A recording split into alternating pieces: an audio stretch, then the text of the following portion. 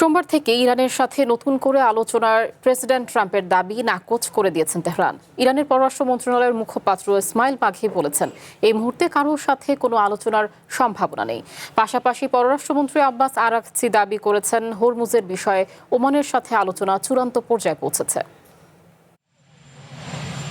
দ্বিতীয় বিশ্বযুদ্ধের পর কোনো দেশে সবচেয়ে বড় ধরনের হামলার পরিকল্পনা বাতিল করে ইরানের সাথে আলোচনা শুরুর দাবি করেছেন আমেরিকার প্রেসিডেন্ট ডোনাল্ড ট্রাম্প। এয়ারফোর্স ওয়ানে সাংবাদিকদের সঙ্গে আলাপকালে ট্রাম্প বলেন, ইরানের সঙ্গে আলোচনা মধ্যস্থতাকারীদের মাধ্যমে হতে পারে এবং সোমবার থেকেই তা শুরু হবে। তিনি আরও বলেন, রক্তপাত ও সাধারণ মানুষের মৃত্যু এড়াতেই এই সাময়িক যুদ্ধবিরতির সিদ্ধান্ত।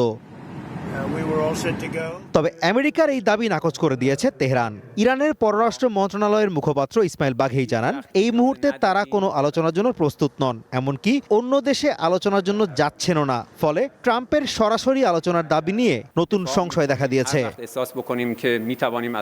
আল জাজিরার তথ্য মতে, সরাসরি বৈঠক না হলেও কাতার, পাকিস্তান ও ওমানের মধ্যস্থতায় পর্দার আড়ালে পরোক্ষ বার্তা আদান প্রদান চলছে। আন্তর্জাতিক বিশ্লেষকদের মতে, বারবার হামলা বাতিল আর হুমকির কারণে ট্রাম্পের কোনো আশ্বাসের প্রতি আর আস্থা রাখতে পারছে না ইরান। বর্তমানে মূল আলোচনা সীমাবদ্ধ রয়েছে কৌশলগত হরমুজ প্রণালীতে জাহাজের মূল নিরাপদ রুট নির্ধারণ নিয়ে। ওমানের সাথে এই আলোচনা চূড়ান্ত পর্যায়ে রয়েছে বলে নিশ্চিত করেছেন ইরানের পররাষ্ট্রমন্ত্রী আব্বাস আরাগচি। এদিকে আমেরিকা শক্তিশালী হামলার পরিকল্পনা বাতিল করায় বিশ্ববাজারে অপরিশোধিত তেলের দাম এক ধাক্কায় ব্যারেল প্রতি $4 বেশি কমেছে।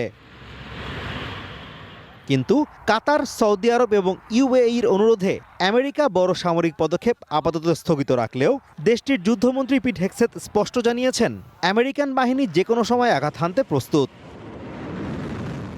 Azimur Rashid Kanak, one international desk.